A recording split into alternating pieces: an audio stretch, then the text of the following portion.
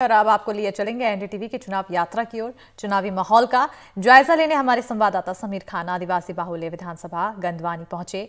समीर खान ने लोगों का मूड जाना और उनके मुद्दे समझने की कोशिश की, लेकिन सबसे पहले बातचीत की कांग्रेस के मौजूदा विधायक और प्रत्याशी उमंग सिंगार से। देखिए रिपोर्ट। चुनाव यात्रा में हम हैं आदिवासी बहुल्य गंदवानी विधानसभा में और वहीं से जो है आदिवासियों का नेतृत्व करने वाले हमारे साथ हैं उमंग सिंघार, जो इस बार भी कांग्रेस के टिकट पर चुनाव लड़ रहे हैं। लगातार 3 बार से विधायक हैं। हम सीधे बात करते हैं। उमंग जी, आपका बहुत बहुत स्वागत है। धन्यवाद, थैंक यू। चुनाव यात्रा में आप क्या कहेंगे इस पूरे ही हम अगर बात करें तो सफर में हम आपसे जानेंगे कि इस बार भी चुनाव आपको वैसे ही लग रहा है जैसे पहले थे या कुछ कठिन नजर आ रहा है? देखिए, ऐसा है, हर चुनाव हमेशा चुनौती लेके आता है और मैं हर चुनौती को स्वीकार करने में विश्वास रखता हूँ।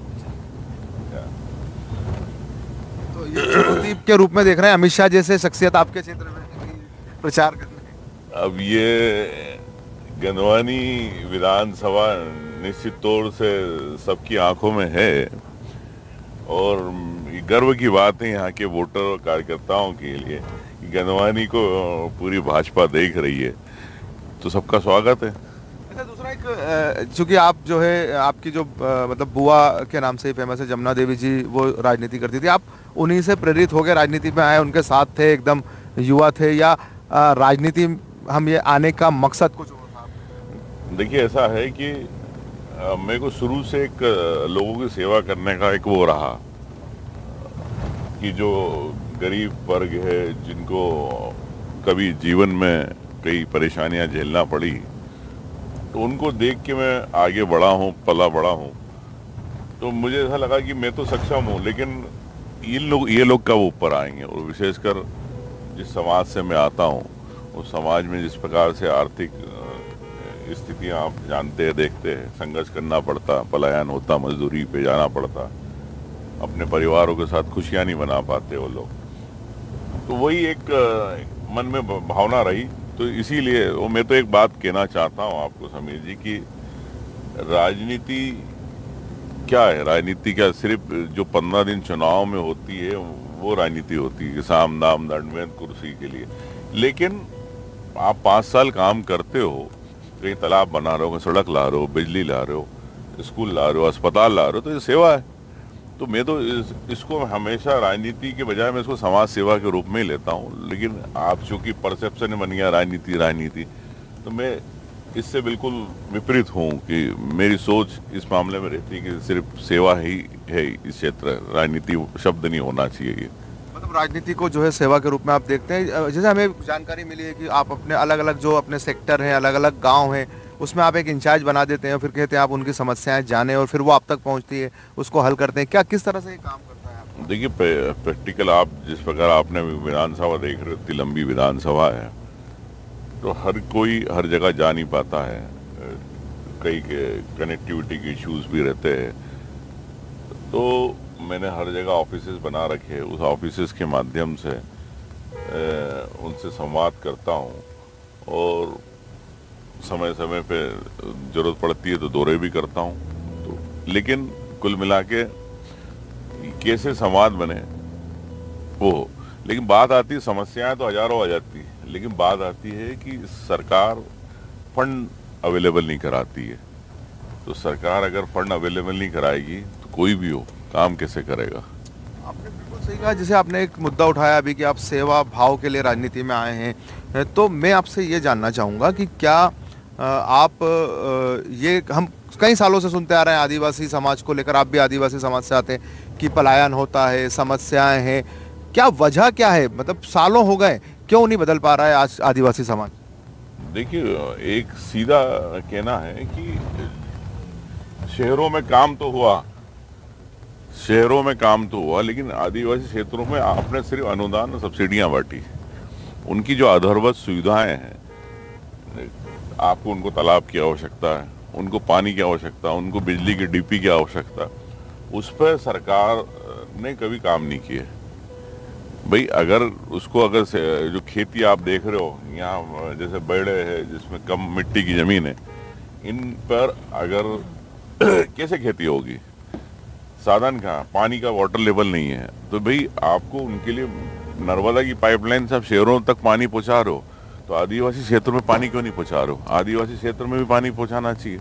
नर्मदा तो यहीं किनारे पे, इंदौर तक पानी जा रहा है, कई शहरों में जा रहा है, तो प्राथमिकता यहाँ भी तो होना चाहिए। आप लंबे समय तक आप भी विधायक हैं, जनसेवक भी हैं, आप साथ में, मतलब हम ये कहें तो आपकी भी सरकार रही है, तो क्या प्लान कुछ बन रहा है फिर से? स्वाभाविक रूप से जब हमारी सरकार थी तो हमने कमलनाथ जी के नेतृत्व में कई ऐसी योजनाएं कि जहां पानी नहीं पहुंच पा रहा था, तो नर्मदा को लेके हमने बनाए, प्रस्ताव बनाए, मान डैम को लेके बनाए 2-2 हजार करोड़ के, वो सरकार ने पेंडिंग कर दिए। आखिरी पिछले 3 साल से पेंडिंग क्यों कर रहे सरकार ने? 3 साल में आज लोगों को पानी मिल जाता, पलायन नहीं करते। भाई आदमी सूखी जमीन पे तो रह नहीं सकता अपने परिवार के साथ, ये मजबूरी है। मतलब मुख्य मुद्दा वही है, पानी अगर होगा तो आदिवासी का पलायन होगा। तो आप क्या प्लान कर रहे हैं, कोशिश कर रहे हैं, क्या वादा कर रहे हैं? देखिए, मैं शुरू से यही सोचता हूँ कि अगर किसानों को पानी मिल जाए उनकी ज़मीन के लिए, खेती के लिए, और उनको ट्रांसफार्मर मिल जाए, और बच्चों को स्कूल की व्यवस्था अच्छी हो जाए, तो स्वाभाविक ही सब अपने परिवार के साथ रहेंगे। दूसरा, आपकी विधानसभा में हमने लोगों से भी बात की, हालांकि कई लोगों का कहना है कि हम तो आपको 10 में से 10 नंबर देंगे, कुछ लोग ऐसा भी कहते नजर आए 5 देंगे, लेकिन किसी ने 2 भी दिए, तो क्या कहेंगे कि मतलब गंधवानी की अगर हम बात करें तो? देखिए, मैं इस बात को अच्छी तरह जानता हूँ कि कोई भी आदमी बढ़ता है तो उसके साथ चाहने वाले भी बढ़ते हैं और ईर्ष्या करने वाले भी बढ़ते हैं। चाहे मैं हूँ या कोई भी नेता हो, किसी का भी ले लो। जब हिंदुस्तान में महात्मा गांधी को नहीं छोड़ा, तो मैं तो एक छोटा सा अपना सा कार्यकर्ता हूँ। आपकी अच्छाई भी कोई सामने आई, ऐसा नहीं है कि आपको, तो वही मैं कह रहा हूँ कि जब उनके साथ अच्छा बुरा हो सकता है, उनकी आलोचना हो सकती है बड़े बड़े लोगों की, तो मैं तो कुछ नहीं हूँ।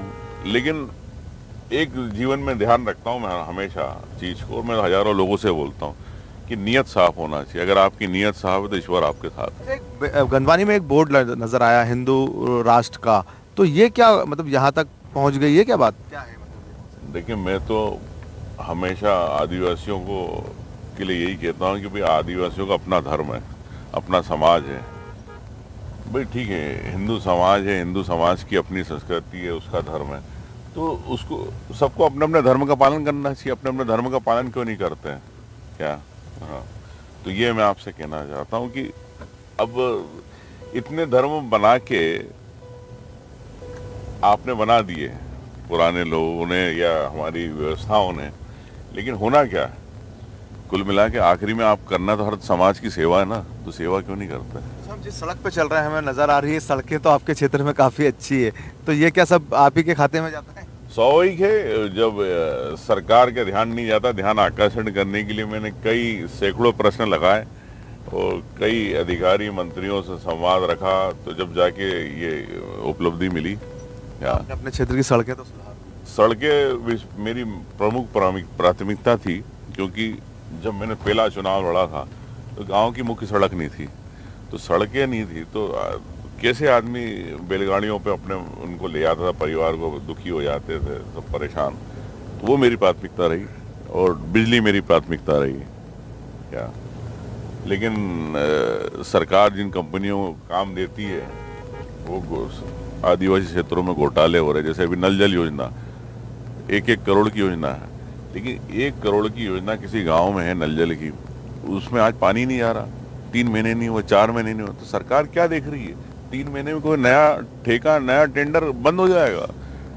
आप आदिवासियों को क्या मतलब, आप उनको कहना चाहते हो कि हम आपका काम कर रहे हो, लेकिन आप उनसे 40% कमीशन ले रहे हो, तो ये हो क्या रहा है? मतलब यही चुनाव के मुद्दे हैं जो आप कहते हुए नजर आ रहे हैं? देखिए, मुद्दे जो मैं मानता हूं कि जो इनकी आवश्यकता, जो 18 साल से कभी भाजपा ने इनके बारे में सोचा नहीं, कि चाहे किसान हो या कोई भी समाज हो।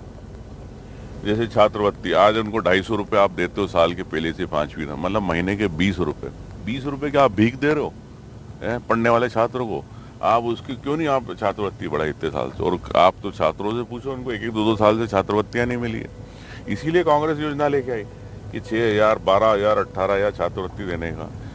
इसीलिए हम लोग जो इनको बिजली की बिल, आदिवासी जेल जा रहे, किसान जेल जा रहे हैं, तो क्या है, आप 18 साल में आप बिजली माफ नहीं कर सकते थे? क्यों नहीं करी आपने? तो ये सब मुद्दे हैं।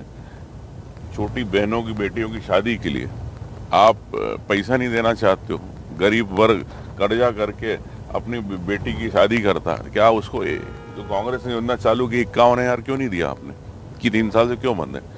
कांग्रेस को 1 लाख रुपए देगी ताकि उस बहन की बेटी की शादी के लिए उसको एक सहयोग राशि तो रहेगी उस परिवार के लिए। तो ये जो सच्चाई है, जो चाहते हैं लोग, खाद नहीं मिलती, खाद को लेके परेशान रहते हैं, कालाबाजारी होती है, तो आप क्यों नहीं उनको पंचायतों में खाद देना चाहते हो? तो ये एक अधिकार है। मैं तो ये मानता हूँ, देखो चुनावी मुद्दे अपनी जगह है, लेकिन ये हर एक नागरिक के अधिकार है, उसको अधिकार मिलना चाहिए। तो मैं तो यही कहता हूँ कि चुनाव हर आम जनता का चुनाव है, ये मेरा चुनाव मैं नहीं मानता हूँ कि जो पूरे प्रदेश में इतने सारे है नागरिक है, जनता है, किसान है, उनका चुनाव है, उनको तय करना है कि जो हमारे अधिकार है हमें मिलना चाहिए, वो कांग्रेस देना चाहती है।